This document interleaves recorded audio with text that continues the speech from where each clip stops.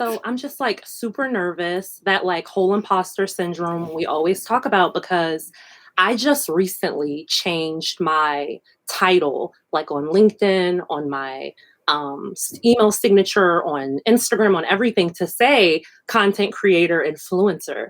And it was something for like a really long time I hadn't claimed. I was like, girl, you a blogger, you're an entrepreneur. Like, you can't call yourself a content creator or an influencer. Like, you ain't influenced nothing yet. So I'm just nervous because I'm doing it publicly. This is like your first go at letting people see, like, officially, I consider myself a content creator. Yes. Go ahead. All right. We see you. Hallease found her first. She gave me my first shot when nobody would. No. I'm just trying to be somebody. So make a way, make a way, make a way. I'm just trying to be somebody. Hey everyone, it's me, Hallease, endeavoring to persevere as always, and I am so excited to bring you another episode of Trying to Be Somebody, the video podcast where I interview mostly BIPOC about their creative careers with the goal of helping you. I'm really excited for today's episode because it features someone who's just getting going. You know, I have been on the internet to some capacity for about 10 years now, and so I think that while I do have tangible advice that I can give to you, if you're someone who's deciding to start a channel this year, or someone who's deciding to start influencing this year, though my tips will be helpful, my tips will come from a lens of someone who's 10 years in the game. And so I wanted to have someone on the podcast who has just started. They're within the first 3 years of their influencing career online. And I wanted to have her on to get a pulse check, one, and also two, to see how approaching the internet and approaching a creative career or an influencing career right now at this stage differs than maybe how I would think to approach it, and also potentially how it's actually still the same regardless of your size.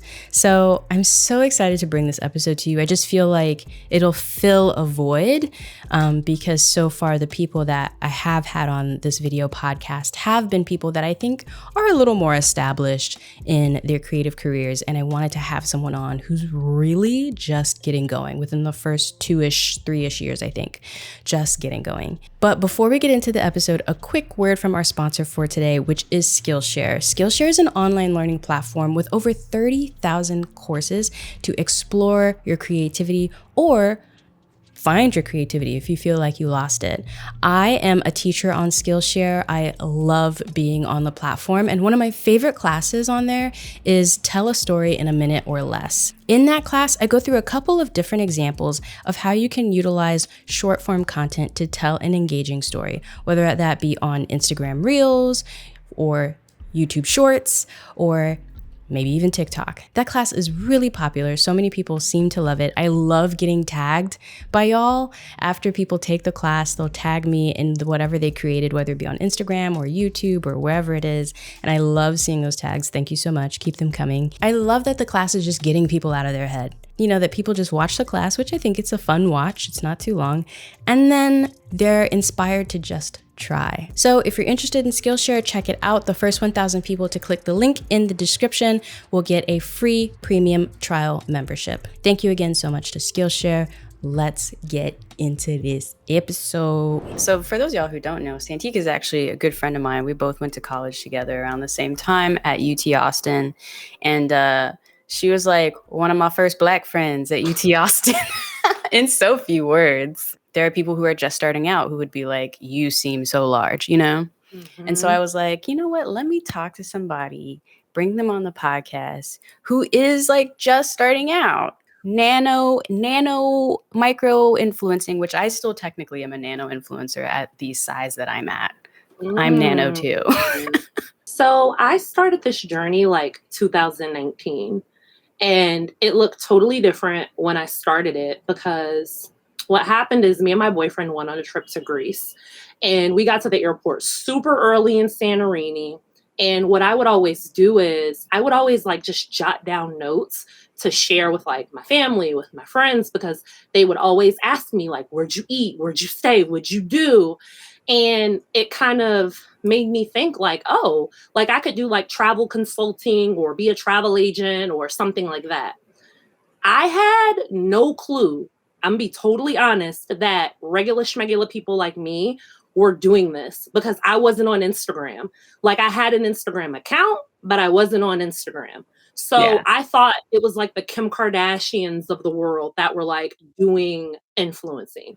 So when I got on, I'm like, I'm going to do travel consulting, and it bored me to pieces because I realized that's not what I wanted to do. Like, I'm like trying to build a website. I'm like struggling because I had to learn everything. Like, I came to the table with like a business background, but not like a media background, not a social media background, none of that.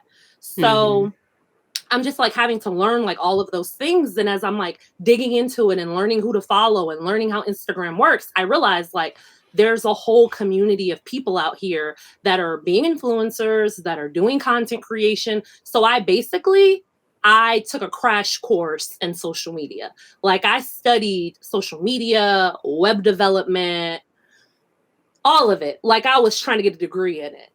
Yeah. And then I transitioned from wanting to do the travel consulting into wanting to do the content creation. Like I wanted to start working with brands. Like I wanted to start doing the affiliate marketing. And then, you always have like those other ways that you bring in income, but the goal was for that to be the main source of income. Let's go ahead and get this out of the way. What are your numbers? What's your main platform you're on? What's your follower count? Let's get that out of the way now.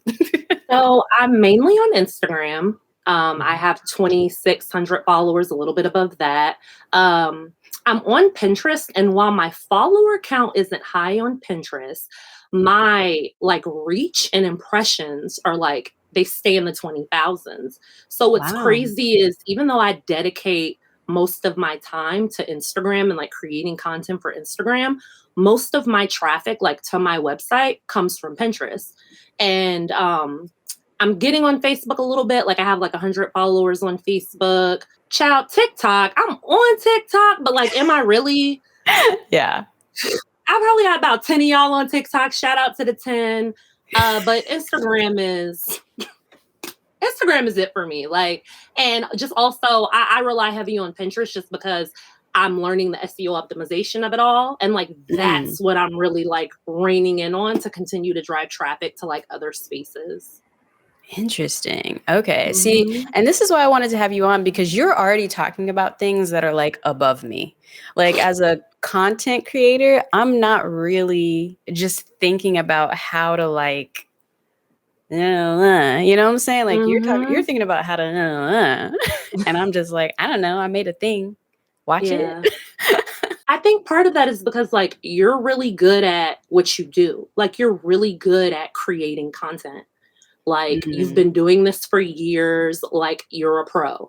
I'm a rookie and I'm like learning how to get my content better. So while I'm like learning how to do that, I kind of have to like PTG, like I have to play the game and like learn other ways to like get my foot into the door. And part of that is I can learn SEO optimization, and I've been on Pinterest for like ever. So learning that and grasping that concept is so much more easier for me than getting an Adobe to create a video. Like she not doing that. Okay, so you transitioned. You were trying to go into travel content for your Instagram account, and that's like where you started. But then can you talk to me about the transition? Like how did that happen and like what did you transition to? Sure. So I still do travel content. Like I was saying, like the travel consulting stuff just like bored me to pieces because I realized I was like less interested in helping people plan trips because that's like so subjective. Like something that works for me or like what I'm looking for may not work for you. And I was more so coming from the place of I want to teach you how to fish and then you can go out there and get it yourself. So teach you how to find travel deals, teach you how to get those like hotel discounts and all of that kind of stuff. I wasn't interested in like booking that for nobody but myself. So when COVID hit, I kind of was forced to pivot because all of my content up until COVID mostly was just like inspiration, but it was like still travel photos. And I didn't travel. My first time traveling, so March 2020 to April 2021, I wasn't traveling. Yeah. So I was forced to pivot and like figure some things out. And after being on Instagram a little bit and like seeing people do like lifestyle, I was like, I didn't want to lock myself in anyways. And I think part of that was because I wanted to share my life. I wanted to share like food recipes and all this kind of stuff. And it came at such a good time, even though people say like, don't spread yourself too thin because then your followers won't be sure. Like, you know, your audience will be like, well, I'm not following her for that. Da, da, da, da. I was like, well, I don't have a choice. So y'all about to get all this content that I have to give. And those who rock with me will stay. And those who just feel overwhelmed by everything I'm trying to do will leave. And that's kind of how I got here. So I pivoted from just travel content to lifestyle travel content with a specific focus on design, DIY projects. And I love showing people just how to save money while traveling. Can you talk a little bit, whatever you're willing to share, what are your like income streams right now for your influencing, if any? Affiliate marketing. So I'm on the Like to Know It app. Also working with a brand, so brand partnerships. Today, actually, I launched my travel guide. So just creating like supplemental material that like will keep money coming in. And on a side, just because like I have to eat, my background is like academia, working for teaching learning centers. So while my influencer income is like minimal, a lot of my income doesn't even come from the influencer world. Like it's coming from like resume writing and interview career coaching and that kind of stuff. And that's how I'm like making up the difference, like going full time. But that's why I'm also starting to tell people like, it's actually like serial entrepreneurship because like, while I want to use this influencer title to kind of propel me forward into other things, like I still got to bring money in. Like my bills got to get paid. I'm not trying to be homeless. So right. Yeah. I mean, look, hey, we all love living and eating indoors. Okay. For sure. Money can't be funny. Change can't be strange in these trying times. Okay. Here's something that I think is very fascinating. You just told us at the top of the video, 2,500 subscribers or followers on Instagram. And yet you have brand deals coming in. Like, I think most people think that you need to be so big to get some sort of brand deal. But how many brand deals have you gotten so far? Whatever you're allowed to talk about, I suppose. I know some brand deals are different. You can't quite say certain things, but can you talk to us about the nature of like how you got those brand deals? Did you approach them? They approach you? Hey, everybody. I hope you're enjoying this episode with Santika. A few quick housekeeping things. Por favor. Please. Thank you so much for watching/listening to this video podcast episode. If you're listening to us wherever you get your podcasts from, make sure to rate us on that platform. That really helps with discoverability. 5 stars is preferred, but obviously we appreciate constructive criticism, so just make sure it's constructive. Thanks. The second thing, if you're watching on YouTube specifically, please make sure to engage with the video down below. That really helps algorithmically. And also consider liking the video and subscribing if you haven't already. Really appreciate it in advance. And finally, if you want to take it a step further, consider joining the Patreon, patreon.com/Hallease. There you get early access to videos as well as private weekly vlogs from me and anything else that I'm vibing with. It's a good time. Big shout out to the Patreon production crew. Appreciate y'all. And with that, back to the episode. So first and foremost, I want to say when I did Adobe Creator Camp, at the end of that, they have you do a pitch. You know, you can like pitch a project to them or something like that. That actually propelled, like it made me want to pitch to brands. That was my very first time pitching. And I was nervous as shit. And I started to be like, y'all, I'm sick.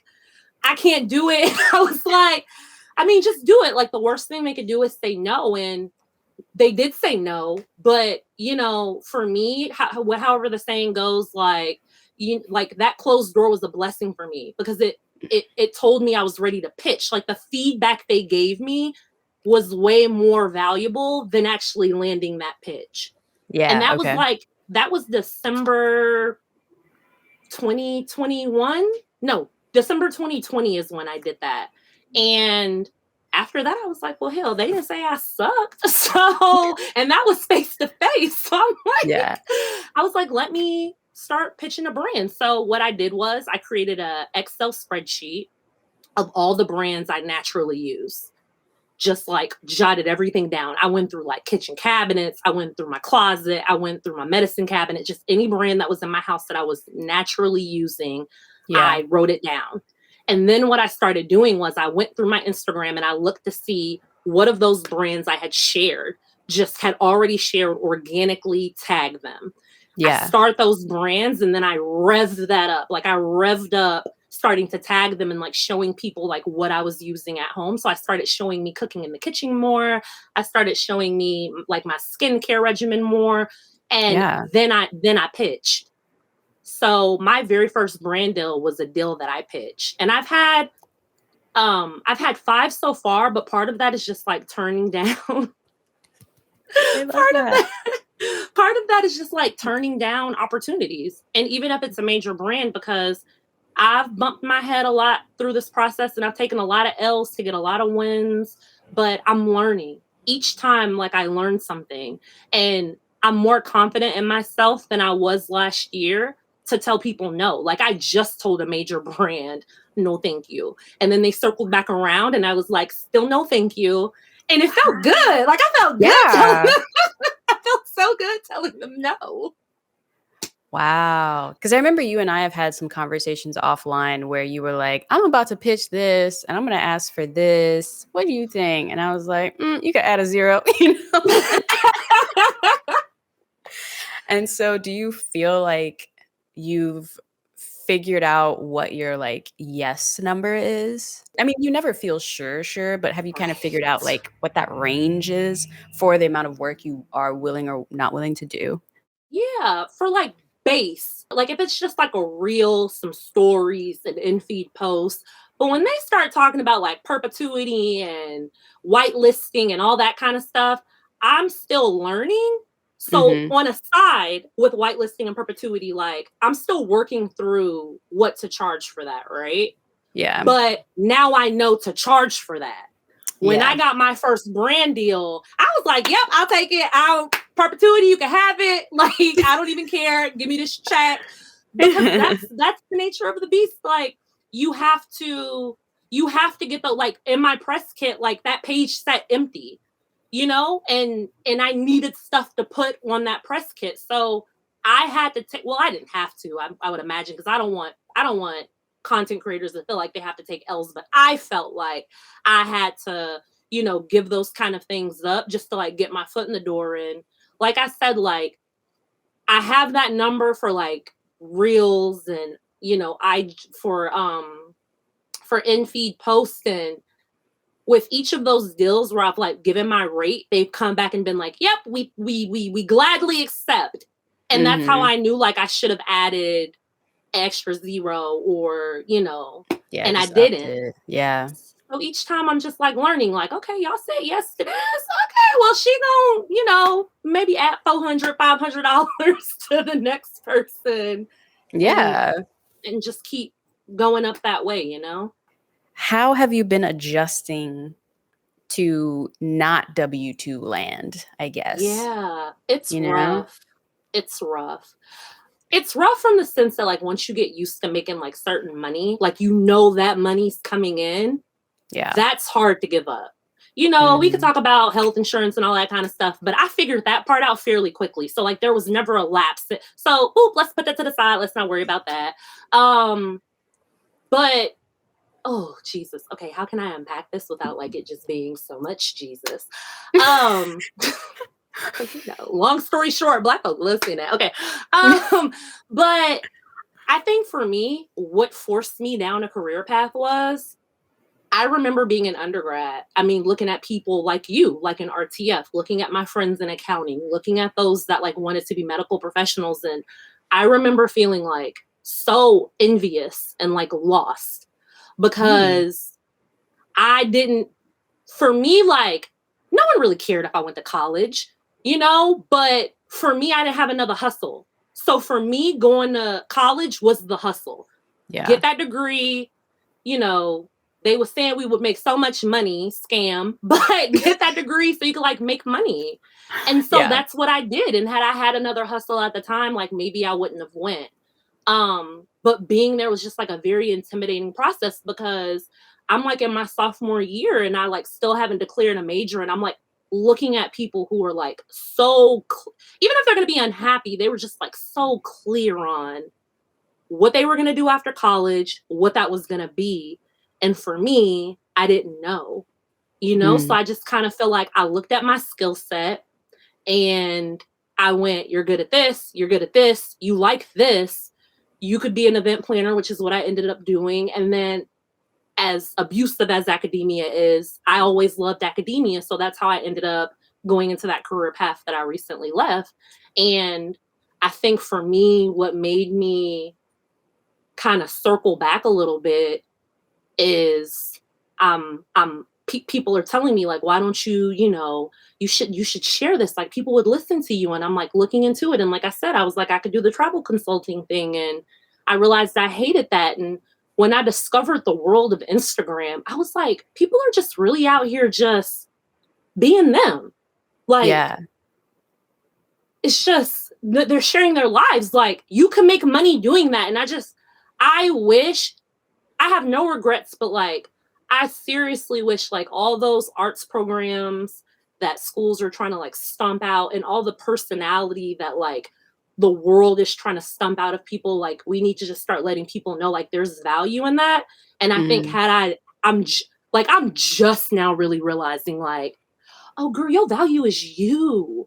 Like it's not even like that you could write a bomb ass research paper. It's not that you could take a cute picture. Like people just like being around you, like your energy, like that's what people like. And like, I never knew that could be a thing. Yeah. I'm just learning that. I'm about to be 33 years old and I'm just learning. But I love that idea that you mentioned of like you building a spreadsheet and being very methodical about it and being like, who do I already enjoy as a brand anyway? How do I translate that into a backlog of content that they can see and I can reference and then go into my pitch for them? So do you mind talking about what is your strategy for finding who to pitch to at a brand? Like, how did you find that right connect? You know what I mean? Yeah. So, this is like such a game. Like there should be courses taught about this at universities. And I mean, I know that some people on Instagram have like their ebooks and stuff like that, but there could be a course on this. But for me, I went through the list of brands, of course, like I said, I was using already, because I didn't want to share anything with my audience that like I wasn't already using or a brand I didn't trust. That was super important to me. Then what I did was I followed those brands on Instagram. I went and looked to see who I had already posted, highlighted that. And then I just started rolling through content. If I was eating breakfast, I had it set up where you could see the brand and I was tagging them in my stories. If I ate lunch, dinner, washed my face, whatever I did, if it involved a brand, I might have not said their name in the story, but I tagged them and I let you see like the packaging or whatever it was. Okay. Then I looked to see who was kind of like active on their social media, because I mean, 9 times out of 10, this may not be true for me. All of this is about like what I think to be true. I looked to see who was like active on their Instagram. And if they weren't active, I kind of like skipped them and like circled back to them. And then when I first started, I had this DM. I had this message I would send in the DM, and I was like trying to make it seem like I had a team, right? Like it wasn't just me. So it was like, hello, I'm Santika's like brand manager. I'm reaching out to see if you could like share an email. We definitely see opportunities to collab, right? Because I love it. I'm like faking it till I make it. And I did that for a while, and that's what I got my first brand deal through. I my brand manager sent that DM to them, and I left it there because, you know, you don't do real business in DMs. And then they sent me how to officially pitch. And Yeah. Okay. and it was history from there. And since then, you change your strategy and your process as you learn more, because now I don't feel the need to do that anymore. So now I just send an email and I'm Santika, and I have, you know, my pitch that I use, but all of the rest of the process is still the same. Like, the only thing that has changed is now I'm sending it to them via email, and the whole email hustle, finding all of that stuff is. Yeah, that's actually interesting because that's actually what I would do too. Like Mhm. for a while, I was trying to have the content creation side like really, I don't even know, like influence the potential influencer side. And so I was cold emailing and cold DMing, I guess, Mhm. different brands. But the struggle for me, I think, was more not that I wasn't big enough, I guess, or anything like that. But for me, it was actually more just like I'm a Black woman and that brand just Mm. doesn't really have the sight of like incorporating me into their structure. So it'd be brands that are like camera company brands. And like I was trying to get their attention more because it's like, yo, I'm like a filmmaker that has a content creator audience. You know what I mean? Mhm. But like I could incorporate your camera into my stuff. And it Mhm. was more just I think I got a couple of you're not really what we're looking for. You know? Ooh. So Yeah. That's rough. I partially had that problem, like just like feeling like a small influencer, and then hearing like influencers of color don't get paid the mm, same as our counterparts. That part kind of had me shook a little bit, but you know, going back to strat, you just have to listen. With anything you do in life, pro tip, do your best. Like, if you're trying to pursue something and like you're not so strong in like this one area, but you know how to do this other stuff, play to that. And what I mean by that is, once again, I knew I was still learning about like, you know, taking photos. And then Reels came out and I was like, I don't even know how to shoot videos, Jesus. So I'm like having to learn that. But I know a little something about like marketing and communication and business strategy and that kind of stuff. So I played to my strengths. So when yeah. I'm seeing all of our counterparts, you know, asking for these brands to like pull up for us, and we're demanding for brands to pull up for us, I started like heavily pitching during that time, because a lot of these brands were posting like, you know, Black Lives Matter, this, that, and the third. And it's like, if you're going to post that, you're going to say that, you need to put your money where your mouth is and Mhm. I know you read my pitch anyways, because I have a tracker on my, so I know you saw it. Come through. So Okay, girl. so I know you opened it. And when I see you open my emails, I send another one. Like, I follow up because you read it and now you're ignoring me. And you have to hold the brands accountable. Wow. Look, that was just y'all. She just spit some bars right there. You said tracker on the email. All right, go ahead. You have to, only on my business. I don't do it on my personal, but I for sure have it on my business email, because you know, when you're pitching to brands or when you're working on sensitive timelines and people are like, I didn't receive this, or, you know, brands try to act like they didn't see your emails. Like, I know you saw it, you opened it 4 times. Oh, yeah. And it's always graceful. Like, you know, I send my pitch and then I see they opened it. And that's the other thing is too, like, I'm talking about the bad stuff, but it's also good. Like, if I see that they opened it and they opened it multiple times, like maybe Yeah. they opened it and then they opened it up for their higher up, or they forwarded it on to the higher up. Yeah. So when it gets a lot of traction, I'm like, maybe. So it's also a positive side to that. So then I send the follow up email and I'm always like, you know, I know everyone's experienced an influx in emails. I just wanted to circle back around and, you know, and just follow up with them to put me right back at the top of their Yeah, their email. inbox. Yeah. And that's it. I Santika, you're blowing my mind a little bit. I'm not gonna lie. Um, it's also the other thing about that too is like seeing them open your email multiple times. You're seeing that they're like at least seeing it. It's also for me something I learned when I did start working more with like traditional agencies and like marketing teams and stuff who have found me as a content creator and are reaching out for partnerships, or vice versa, I started to not take it personally, because I remember there was a brand I reached out to forever ago.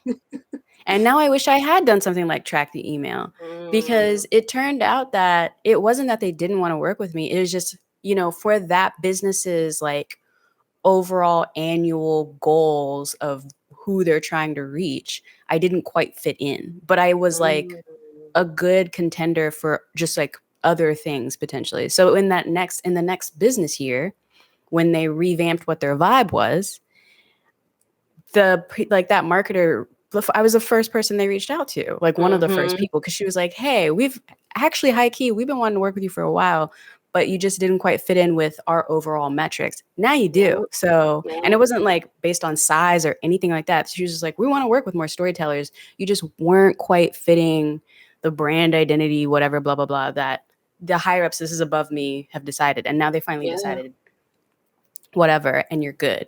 And so that's the other thing I would say too, is like, just because you don't get an answer right away doesn't mean they didn't open the email, and doesn't mean they're not like considering you for campaigns. It just needs to be the right campaign based on who you are and what you do, you know?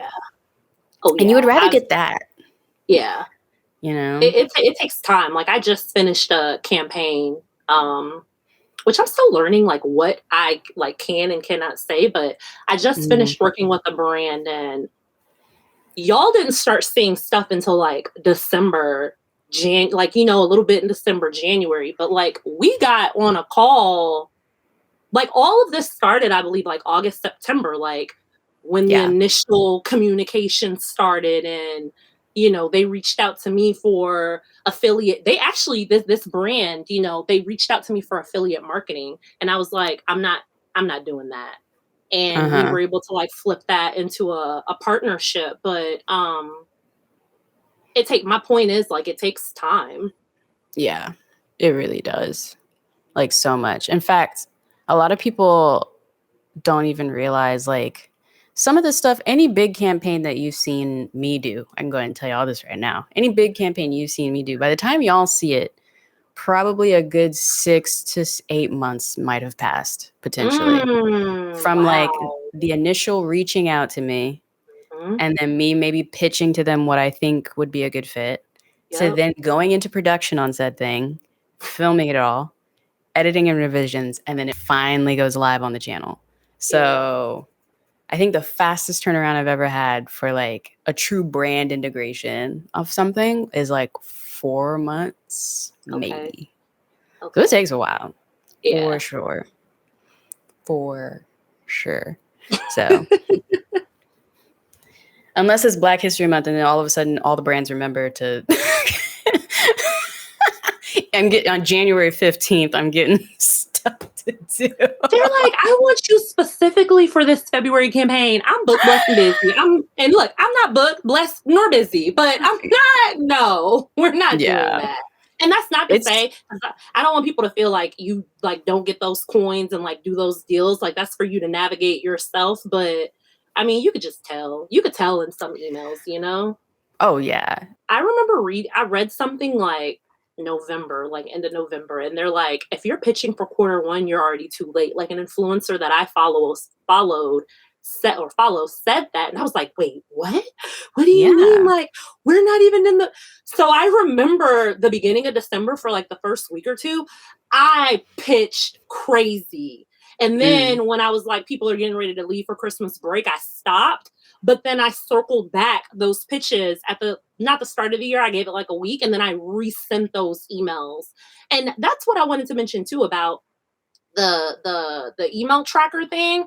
It's also helpful to know whether or not your email was opened or not, because if it wasn't open, I mean, it could be a person that doesn't work for the company anymore. It could just be like an account that's not being checked. So sometimes, depending on how bad I want to work with a brand, I go find another email address and do it that way. Or I send it right through the form. Like, I got a deal or a partnership because I couldn't find a working email. So I sent it, you know how on the websites it says contact us, and you like fill out that comment section. I was like, I have feedback, boop, and I dropped my pitch. And like a month later, someone came and was like, I actually found you because your thing was forwarded on to me. And I was like, oh, so this works. I'm gonna keep doing this. Yeah. No, that's true. A lot of people don't realize that. That contact us page, like if you use some of the right language, I've gotten no's from doing that contact us page. Like again, like I've done that whole pitch to them through the contact like you did. And it took a while, but they would be like, hey, we finally forwarded this to the marketing team because their marketing team email just wasn't available. Or it was a brand that's so big that depending on what part of the world you're in, they work with different marketing agencies. Yeah. So it or was just like not running a campaign at that time. That too, yeah. And so I could tell it finally got to whatever agency it was supposed to get to, and then they were like, "Hey, we got just FYI, we got this. Thanks for pitching us. You're not a good fit right now, but I wanted to show you that we got it, and like, thanks, But then that agency reached out to me to do something else and work with a completely different brand. So. You never know. You never know which brands are under the same agency, and you don't know that. So. Oh yeah, I'm learning about the agencies, like what brands are affiliated with who. And I mean, even on my spreadsheet, because it's all color coded, like green means still active, you need to follow up with them. And for red, I never put no, like so I know who to like follow up with and what's going on. I put not right now. So like when they tell me no in the email, I put not right now, because y'all may not want me at 2,000 followers, but y'all gonna be all up on me sometime soon. But I don't put no, because like I just feel like that's like very negative, like self-talk. So I highlight them red, I say not right now, and I never delete a brand from my list. So all the brands that I've ever pitched on my Excel sheet, they stay there. And once I land a deal, like I highlight them a certain color, and you just keep pushing, because all of those no's like motivate me, because at least they cared enough to give me a response. Like they didn't ignore me. And I love that. Like when they tell me no, like I'm like, man, like even though you don't want me, like you saw me and like you acknowledged me, and like I appreciate that. Yeah. I had a mentor for a little while say to me, a no is just a not yet. And that like really stuck with me for like, that got me through some stuff. Yeah. being in the content creation, like when I first quit my full-time job and started doing like my own thing full-time, that the no is just a not yet. I was like, ooh, that's what I need to make it through the storm. Oh yeah. For sure. Because you're gonna hear a lot of it. You're gonna hear so much of it, and it's gonna make you feel like, is it my content? Like, is it me? Like, am I sharing too much of myself? You just start overthinking and overanalyzing everything. And I mean, I don't know what you would say, but the best advice I could give is just like, stay the course. That's one thing that because I didn't know anything, and because of like imposter syndrome, and you want to feel like you're doing the best, I spent a year of my time trying to figure out other girls' secret sauce. Like what were they doing, because they're killing it. Yeah. They're killing it because that's their sauce. Yeah. I need to figure out Santika sauce. Yeah. And that's what the folks want to see. That's what they're going to show up for. And that's the thing that's scary about Instagram, is because you feel like you have to fit in. You feel like there's a certain aesthetic you have to give, and you lose yourself in that process. I say I was creating some of my most authentic, pure content when I first started, because I didn't know how to edit no photos. So y'all was getting 2011 digital camera. I didn't know any of these things, and I wrote like an academic. So that was one of the things I had to learn, how to write for social media. It's all been a learning curve, and I'm like, you can't show up here writing paragraphs for the people. You gotta, put some zhuzh on it. And I'm learning to unlearn a lot of the stuff that was keeping me from showing up like authentically myself and more transparent on the platform. And I think that's what this year is all about for me. I love that. Do you have any metric goals for yourself? I know some people do that as content creators, and like influencers, like, oh, I want to grow by X amount of followers by whatever date. Or are you more just like, as long as we're not going negative, I'm good? I have like business goals. Oh, okay. I try not to make a goal out of something that I can't control, because I was doing that and I was just disappointed, like on the floor, like, oh my God, honey bunches, I didn't. And it's like, you couldn't control that anyways. Like how, not to say like you can't get 10,000 followers in a day, but it's, come on, girl, give yourself a goal that you can control. So like, I've stopped putting like a goal, like, oh, get this many followers a month, or get on the Like to Know It app this many sales, because I can't control how and when people show up. Yeah.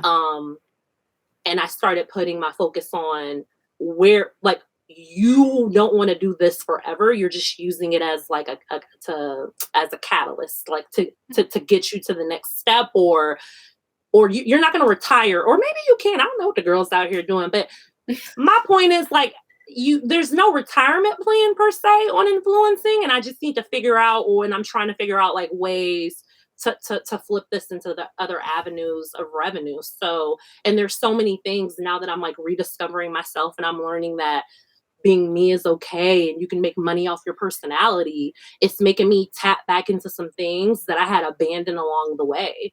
When I originally thought about going to school, I was like, I'm be a fashion designer. Like, you gonna do this? And people were like, well, like the average amount of people, or there's only so many people. And I used to sketch. Like, I designed my prom dress for prom and met with a seamstress and had her sew it in. Girl, when I kept hearing all of that, I threw that sketchbook in the trash can. Wow. And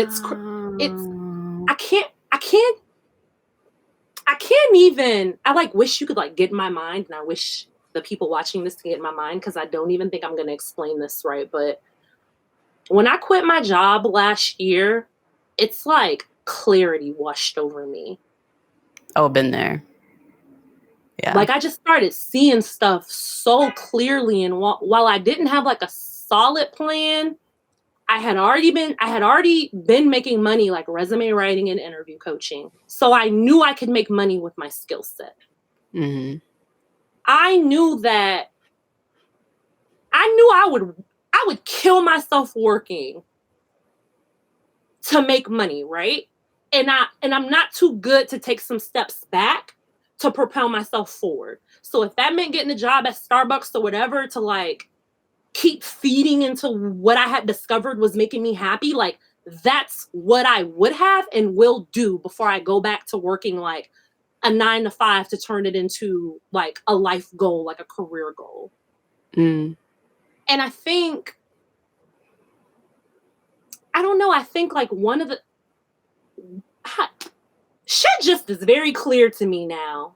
It's so clear to me now this year about like who I am, who I want to be, how I want to show up, and reclaiming those things that never left me. Because even though I threw that sketchbook in the trash all those years ago, I often thought about, but what if? Yeah. So those things that like people tell you can't do, or you feel like you can't do, if you were 10 thinking about, being a designer or a decorator or whatever, if those things haven't abandoned you, 9 times out of 10, you might be sleeping on yourself. Yeah. And I feel like I was sleeping on myself a very long time. And I'm like, I'm waking up. That's so beautiful. Wow. I know that feeling of that like release washing over you. But instead of quit, like you quit, you did it your way. I got fired. Hey, whatever. Yeah.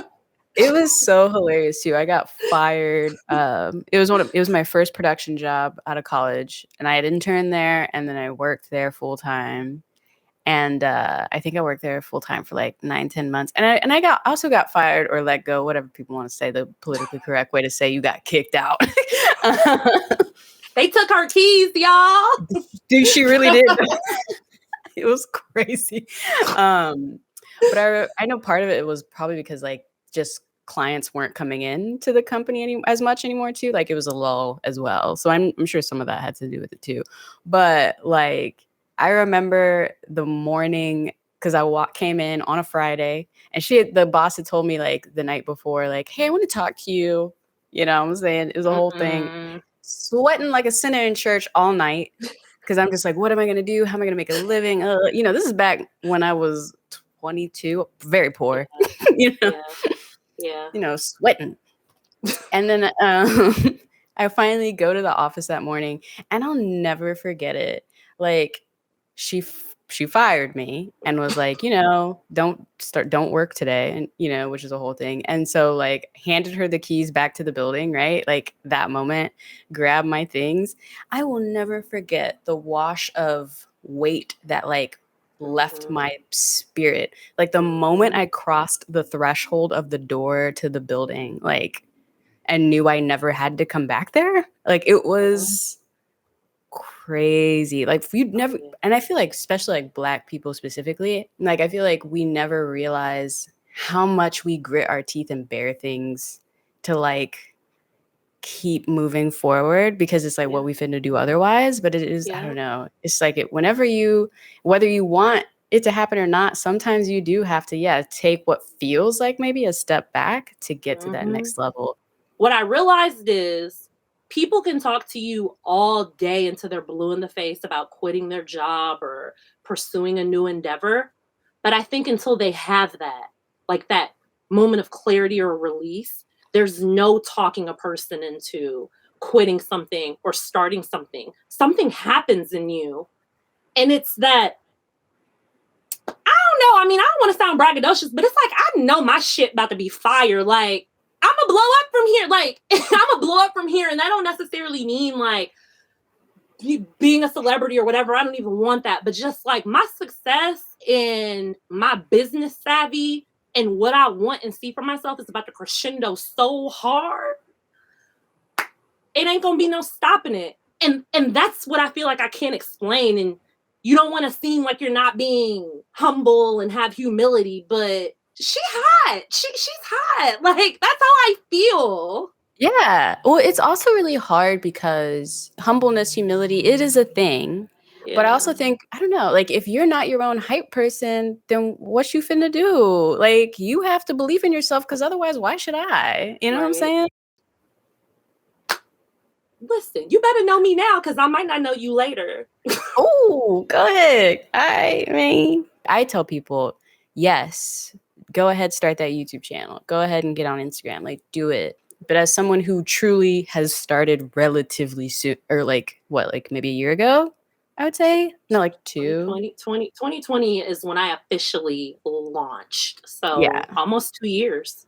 Nice. Yeah. Do you think it's worth it to start? Yes, 1000% absolutely do it. I think whatever fire is ablazing in your heart, whatever thought about something you want to do, like if it's there for a reason. And I think that even if, you just have your cell phone and you don't have good equipment, deliver you. Like that's what people are going to show up for. Do it authentically, do it transparently, and you'll be fine. But I think everyone deserves the opportunity to follow whatever dream they have. The internet has a way of making you feel you're not good enough, you don't have enough, your home jankety, so how dare you want to like film in that? It just has a way of making you feel very inferior. And that might be hell. Your jinkety house might be what the people want to say. That might get you, So whatever you have, whatever dream you have, I say pursue it, do it. The other thing I was going to ask you is like, since you've been into it, what are some things that even now, you said 2 years in, that you think, well, if I had known this at 6 months in, that might have maybe put me a little bit ahead, you know what I'm saying? Or what are things that you wish there was still more, like a bit of more transparency about? So one of the things is like a community. I follow all these people and I interact with some of them online, but I don't know any of them personally. So I don't have a core friendship of people that are in this industry that I can call on for, this travel brand reached out or this lifestyle brand reached out. And it's hard navigating this space it's hard navigating anything without having community. And I think that had I had the opportunity to attend a lot of these events that hadn't got canceled, I would have been able to meet a lot of people in person and, build that community, and they'd be able to call on me and vice versa. And I don't have that. So I kind of feel sometimes like a fish in water. I think that would have helped me speed some processes along. And there are some really nice people out here. I want to shout out Jerry Phillips and also Brittany. I'm gonna pronounce her last name wrong. I apologize. Folsier, because I don't know either one of these women, but I've been following their content since I got on Instagram. And I was navigating a brand deal, and I had saw that they both had worked with this brand. And I reached out to them, and they helped me in a way in which they owe me nothing, and they did it. Because that's the other part of being in this space is a lot of people talk about like being open and here to help, and black creators got to pull up for each other. And I'm here, and my DMs are always open. And when you reach out to those people or whatever, you don't hear from them. Yeah. So when those women did that for me, it was everything. Yeah. So I think community, more transparency, especially, the other thing, Hallease. People love to talk about, this is how much money I make as a nano influencer once they get to 10,000 followers. Yeah.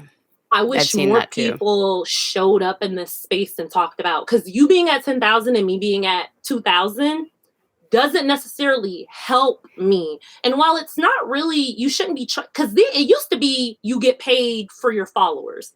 Yeah. Now it's what you bring to the table and what you think that's worth.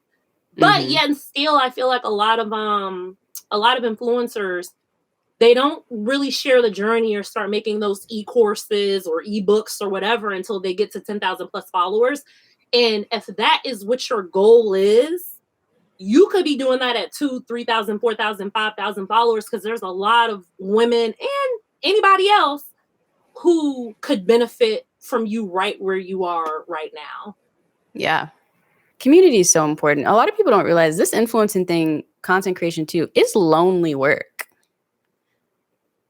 And so to your point, I can definitely understand like wanting and seeking out community, because a lot of times with like those events, that was like the few times a year, if you are in the content creation space, you could be like, are you going to go to the event in whatever city? And if they're like, yeah, it's like, finally, you get to like just be able to bounce ideas. And you'd be surprised how much like questions you didn't even know you had get answered just when you get enough people that are all working on some similar stuff in the same space. Yeah. So hopefully that stuff starts to come back soon. I feel like this was so good. Thank you so much for talking with me. You're welcome. I appreciate it. I mean, I appreciate you like having me here and like seeing value in my babyness.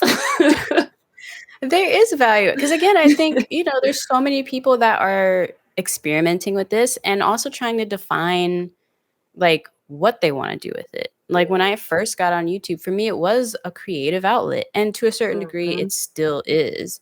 But as I've grown, it has now become like, well, actually, do I want to start to consider my channel to be more of like a mini network of content? So I have this show.